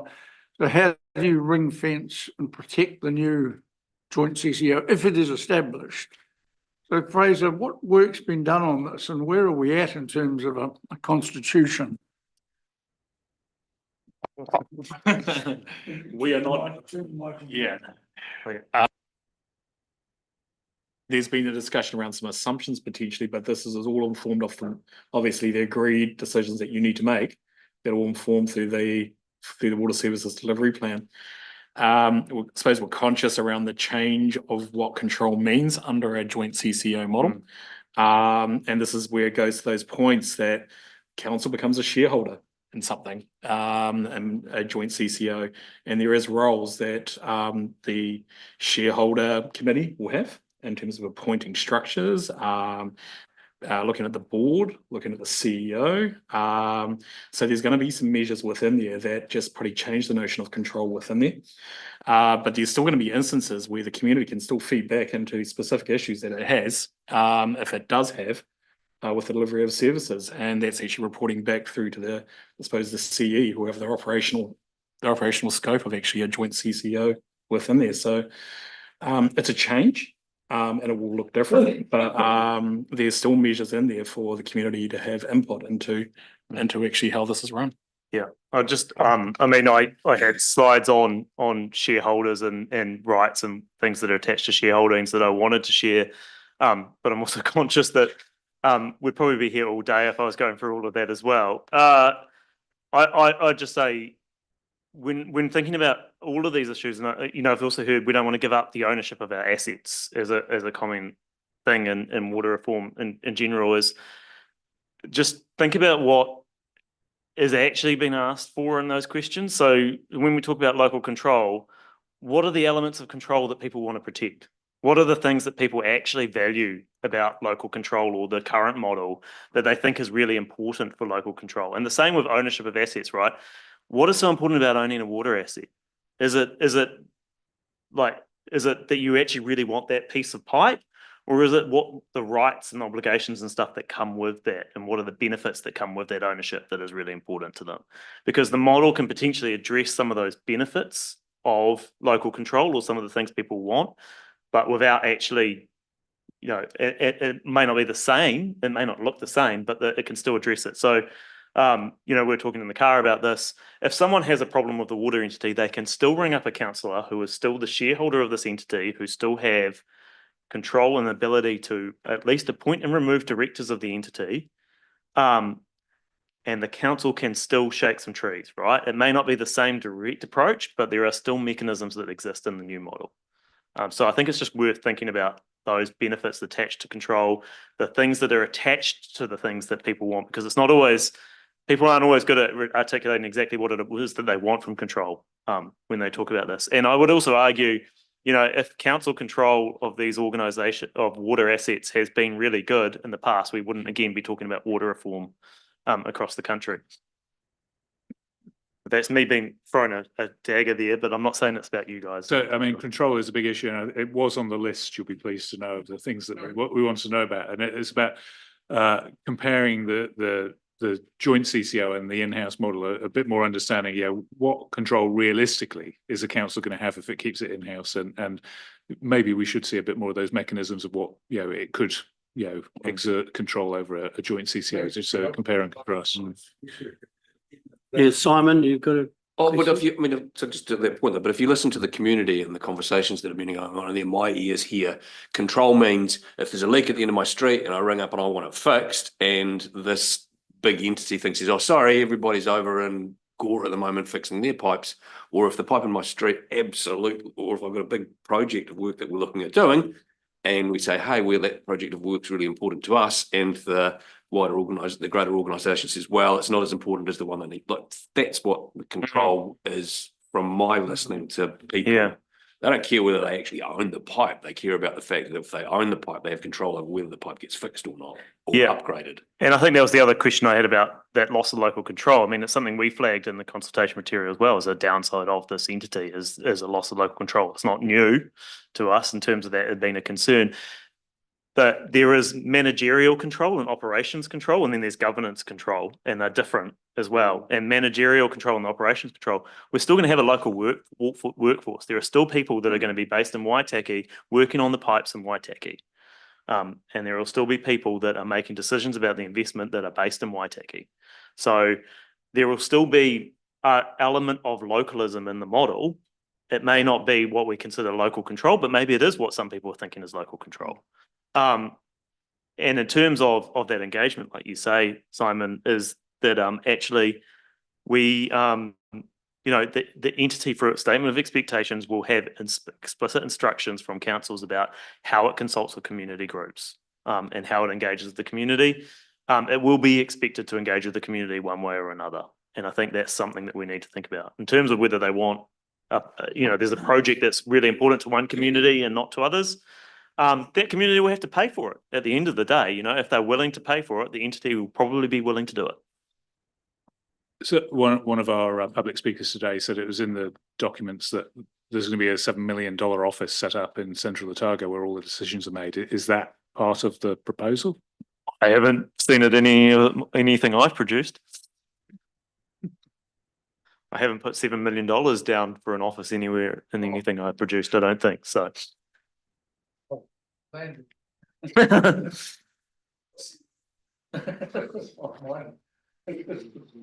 It's the key takeaway is councils are at the top of the triangle. Instead of one council at the top of the triangle, there's 4 at the top of the triangle in terms of that governance level. So there's still that element of, well, you've got to have trade-offs between the 4 councils to work together to work out what's the best possible outcome for the group of 4. But the council is at the top of the triangle. So in terms of some of those elements of control, I hear you're saying we've assumed that in here. Is there something in the setup process we need to make sure? Because I expect the other 3 councils, if we go down this route, will have exactly the same concerns. Absolutely. Is there things we need to do in the setup to make sure that, it's, in there that, there is a local workforce that is, planning, delivering locally for our community that, is contactable locally? Yeah, absolutely. And I think that's stuff that we've discussed at a principles level among a smaller group of people and around we call it the CEG group for the local water done well, is some of those principles around local control and decision making and what rights are attached to shareholding, what decisions are made by shareholders, what decisions are made by the board. And ultimately those decisions made by shareholders through the shareholding are predominantly related to whether councils join or exit and who the board of directors are. And then beyond that, the statement of expectations goes through the shareholders committee, which does have representatives from each council on it. So they are the ones developing that statement of expectations. They should be reflecting what your council wants through that process. It's just that we don't want 60 people in a room discussing it. We want 10 people in a room discussing it, or 8 people in a room discussing it. Then almost all the other decisions are actually made by the entity. There's no parochialism here because the entity is servicing its own new district. Its new district isn't Queenstown, it isn't Alexandra, well, I shouldn't say Queenstown because they're not part of the proposal. It's not Alexandra, it's not Cromwell, it's not Clyde, it's not Balclutha or Oamaru, it's the whole group, the Southern Water Dunwell group, and that's the area that it's servicing. So it's going to make decisions based on what's best for its community, which is a much bigger community. So whilst we're still on this control theme around the joint CCO, so how would, if we went down this route in the future, how would this council ensure that the programme of works that's needed locally has got sufficient priority? One of the concerns is that other councils have more investment needs of high priority things. So I think there's a fear that our districts will lose out in some way or be put to the back of the queue. So how would that work? Yeah, and I think that's what the statement of expectations will be for. So that does require you can set out investment priorities within that. It's legislatively it states that that's one of the things that the statement of expectations is meant to deal with. And I put a lot of weight on that statement of expectations, but the water entity is required to demonstrate how it responds to that statement of expectations for a water services strategy. It's not the same as the old letter of expectations that gets sent out to CCOs and they respond with a statement of intent. It has a lot more weight to it than that. But also, like I say, I think we have to abandon that idea of the entity looking after one council grouping more than another council grouping. Its concern is its entire area that it services. And the model that is being proposed at the moment is that each council has an equal number of votes at the table. So it's not suddenly it's directors and the people who are making those decisions about the investment aren't suddenly going, oh, well, I've got to appease Waitaki because they're the ones that can fire me. They're going to try and appease everyone equally because everyone has equal influence over those directors. Another concern raised around control, I guess, was around the pricing policy. So at the moment, we've got local pricing in there, and one of the fears out in the community is that Waitaki is going to be paying for other districts to get their house in order. So what's the protection for that local pricing policy and making sure that we're not cross-subsidising these other counties? So that's absolutely something that has been discussed again at that CEG group level in terms of a commitment to the principle that no community pays more than it otherwise would for the level of investment that it's received. That doesn't mean that we wouldn't, if we stick with that principle, and there's opportunities again to revise that before we develop a shareholders agreement and a transfer agreement, but we would expect that to be embedded in the shareholders agreement. And we would expect probably that the councils may well want to require that if changes to that clause were to be made, that they would be made by a unanimous decision rather than by any type of majority. But we can, that's again a detail that can be worked through. But we can certainly put some protections around that. That doesn't stop it from ever being overridden, because you might come up with a situation where actually you go, hey, Christchurch want to join us and they're happy to spread all the costs and they're real cheap. And so of course we're going to agree to changing that, right? That no community pays more, though, doesn't prevent other communities from being subsidised, but they can only be subsidised with the proviso that the subsidising community is still paying less than it otherwise would. So the entity would have to be able to deal with that to prevent that and demonstrate that. Now, over time, if the entity starts to make significant efficiencies, what we're trying to do is build in some flexibility for the entity to make its own pricing decisions within a bit of a framework that protects existing ratepayers and consumers.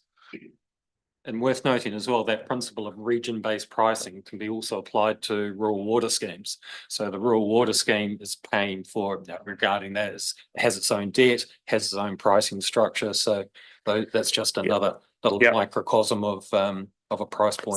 So elsewhere we're seeing councils that are putting in minimum terms for that regional pricing, and they're just saying actually prices just have to remain local for X number of years, typically about 5 to 10 years seems to be where councils are settling on at the moment with groups.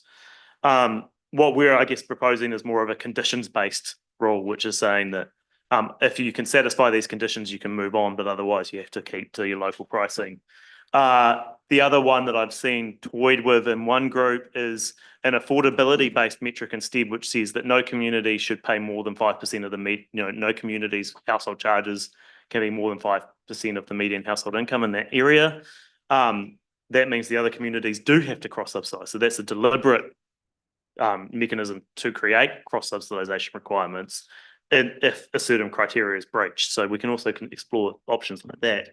I don't know that we want to go down that route. It gets quite complicated. It's hellishly tricky though, doesn't it? Because you've got equal shareholding in a business that you've got a different assignment of debt assigned to you and a different customer base that's paying for that debt. So to try and harmonise a cost and that structure gets so tricky. Difficult. Yeah, and it probably will have local pricing for forever. And there are electricity companies that have local pricing still. Yeah. An urban rate and a rural rate. So, and just in terms of that question of where are these things enshrined? So we've got this commitment agreement, which it's got a schedule behind it that has sort of pre-populated with once you nail this element down, you can put in the commitment agreement. The thing about the commitment agreement is that any party can leave at any time. So the best way to enshrine it is through this process we're in is used through the water service delivery plan, because once it's in there, and we've got all 4 councils nodding in agreement. So in terms of some of these principles that we're already they've got, I guess, proposed, and they're reflected in the consultation document. If we're all nodding in agreement, let's get them on the water service delivery plan, because then it's captured there and it can't be changed without a request back through the minister to approve that change. So it creates some certainty. and there, once we create all our artifacts, start setting up the organisation proper, that would be where, these things would live. So, for me, that raises an important question, because if we submit a water services delivery plan on the basis of what a set of intended outcomes are, but we haven't yet agreed on, the terms of the shareholders' agreement, if that enters into a phase where there's a misalignment, how does that get navigated? Well, we've got, so governance structures are all in place. So the commitment agreement that we have carries on through from not only plan submission, but right through to entity setup. So that's got dispute resolution clauses in it, and the whole governance is all defined. So that commitment agreement provides the framework for navigating these decisions. But fundamentally, you've got to have, four willing partners who are all still working in unison, and that's where, with the changeover of council, by design, that's the timing forces this decision on this current council. But for the next set of councils, if there's really something that's really important that you want enshrined, the best place for that is the water services delivery plan. Yeah. So I think, well, I mean, to Alex's point that that it's likely that other communities would share similar concerns, would it not make sense to, put pen to paper as part of the water services delivery plan about some of these very specific matters? And that's the intent. Some of these key sort of like one council, one vote as an example, that needs to be in that water service delivery plan. So that by September, so that it can't be unwound or backed away from. So I think we're also walking a fine line here where we've got tight timeframes, but also, I guess, this constant, we still don't know if everyone's in kind of question, right? And so there's an element of kind of making sure that we don't regret too much spend, and we don't spend heaps of money on something that doesn't end up needing to exist because everyone says no to it. So there's a balance here, and I think this is where, when we're talking about the water services delivery plan and some of these principles, we've operated very much at a high principle level, where it's, one council, one vote is the principle we want to enshrine. Now, the mechanism to do that, as long as we're confident there is a mechanism to do that, we don't actually care what the mechanism is, as long as that principle is enshrined in the water services delivery plan. Because, like you say, we don't want to create a tension between the plan and then those formal documents in terms of the shareholders agreement and the constitution that might make it really difficult to do that. So I think at the moment we're working on what are the key principles that we need to enshrine in the water services delivery plan that are critical to us, and that are things that are deal breakers in terms of the model. Document those in the water services delivery plan at a principle level that then gets reflected in those documents. So these are obviously subject to agreement by the councils. These are what have been discussed with the mayors there, the other councillors that are nominated, and the chief exec. So I think there was another one in there about forming a connection between the sort of ownership model and the asset base. So I think the recommendation was that the shareholding would reflect the assets that were put into the CCO. And then, this addresses that ownership, you're giving away our water assets issue, that, if for whatever reason this CCO was to fold, that those assets would then come back to the council whose area they're in, so that, there's a clear connection between your water assets being put in and your ownership of the CCO. So there will be a difference between shareholding and votes, effectively, that are enshrined through there. So, and I think one of the other things that other groups of councils are also considering is the requirement for majority decisions, to have 75% of the votes and 75% of the shareholders. So that if we do get into a situation where we have someone who's got, say, a third of the votes, they can't actually control it, because they'll still need someone else to join them to be able to make those decisions. So we have to think about whether there are some mechanisms like that we build in as well over time. Third of the asset value.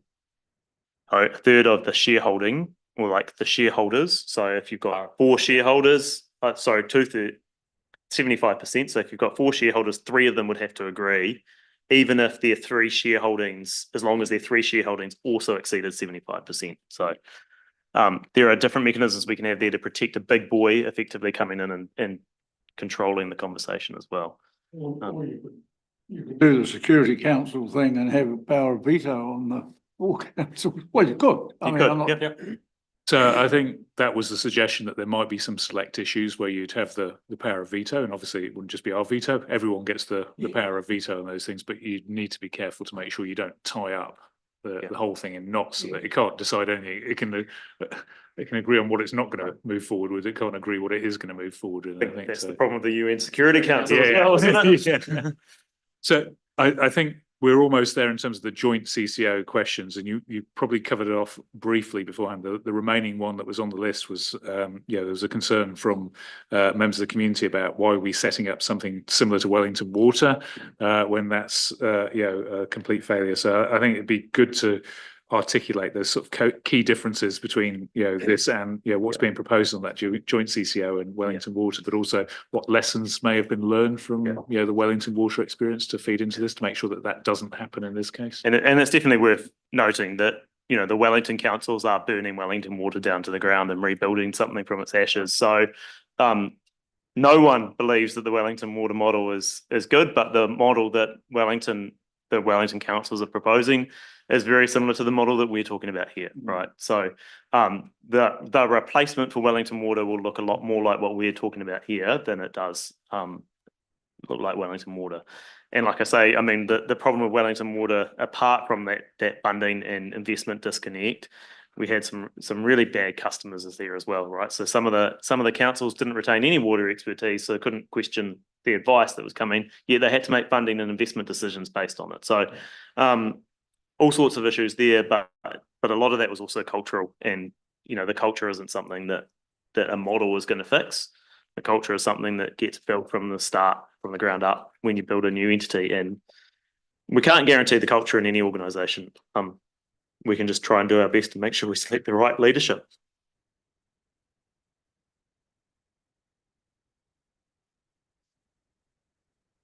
Almost there in the list, and so those councillors groaning, this is your list that you generated yesterday.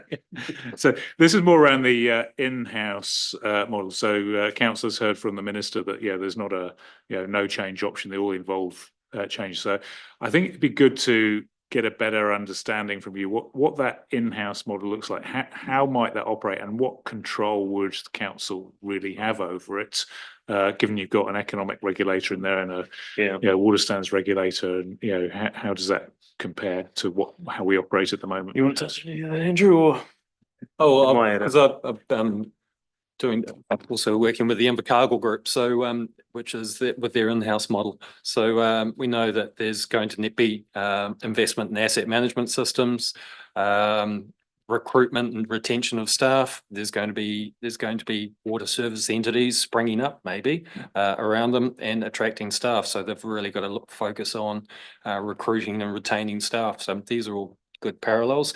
In terms of the governance layer, bringing in an independent Three Waters advisor to sit on existing council infrastructure committees, etc. So bringing in that independent expertise. Financial ring fencing, so a standalone financial system will be modeled a bit, another iteration, spin up a new ledger for financial ring fencing, and something to generate all the regulatory reporting that goes with that.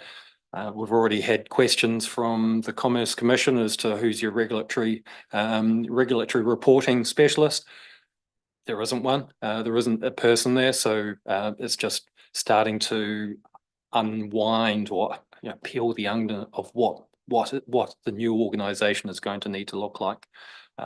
So it's we keep saying it. You're building a water utility or a utility provider within council, so it's going to be it's going to be a special, unique beast, very different from what council, how water is managed at the present.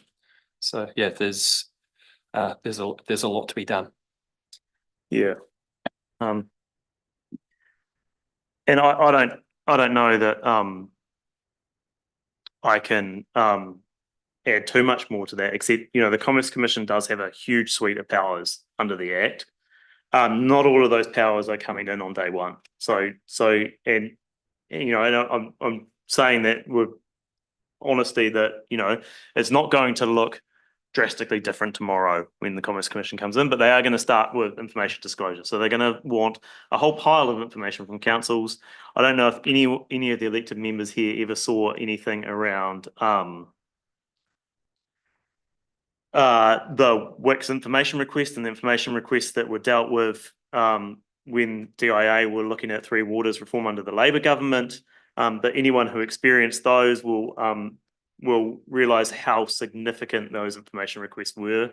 That was apparently a cut down information disclosure from Water Industry Commission of Scotland, but it was at least like 40 pages on a spreadsheet with very, very detailed information that took quite a lot of effort and resource for staff to be able to complete.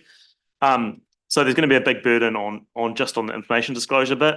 If information disclosure isn't cutting it, then they can start pulling in some other powers around price quality regulation. So they can start dictating where investment happens if they don't think investment is happening in the right areas. They can start setting minimum prices. They can set minimum revenue requirements. So prices and revenue requirements being related, but not the same thing. And they can set maximum prices and they can set maximum revenue requirements on the entity on the council as well. So they will have a number of tools that they can, and then, if you don't comply with information disclosure, they can whack you a whopping great big fine.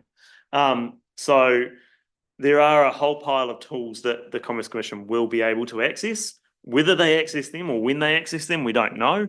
But certainly as they move through, they're going to be able to do that. And they will have the power to come in and look at your finances to be able to ensure that financial ring fencing is happening as well. So they can be quite disruptive on staff when they're coming in as well. So I would imagine that it's going to, at a bare minimum, even under that information disclosure regime, it's going to require extra resourcing in council just to be able to deal with the regulatory component, let alone the actual delivery of all the work that might be required by the regulator.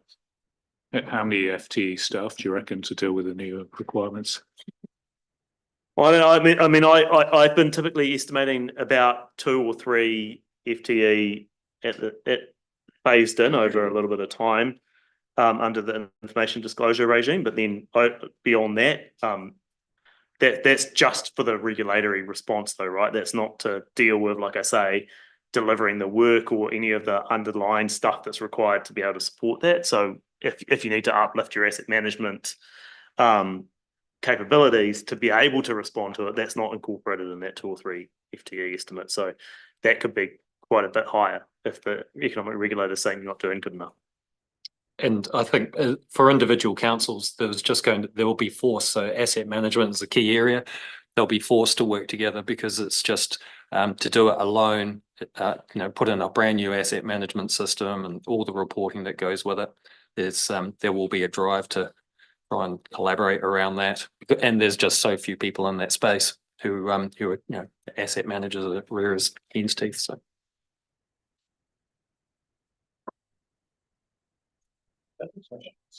No. It's the And very brief. What? anything else? One ghost I would like to lay, and maybe, sorry, it's a perfectly legitimate expression. All right, one ghost I would like to lay to rest. Is this one that a number of, and I know the answer, but I want to, because this is being live streamed, I'd like you guys or whomsoever to affirm it. People have said, how dare you come up with a preferred option, and you're screwing the scrum and you're dictating in advance what we have to talk about. Is it a fact that the Parliament of New Zealand, which under 2 iterations, Labor and the coalition government, has essentially reinvented water delivery, is it a fact that the Parliament of New Zealand has said that when the councils of this country consult with the community, they have to specify a preferred option? Yes. Yeah. Correct. We have no choice. That is the process. Yes. Yeah. Yeah. Yeah. If there's nothing else, thank you very much, gentlemen. I didn't apologise at the start to anyone who might have been watching this for the delay in getting started, but thank you to those who have sat through and watched this. Thank you to yourselves for being here and for waiting for us to be ready for this as well. It has been informative. It's a mixture of good information, some hard to swallow information, and some but essentially stuff that's going to help us make decisions in a very complex topic that we are involved in. So thank you very much for being here. And we'll close off this live stream. Thank you very much, everyone who's watched it.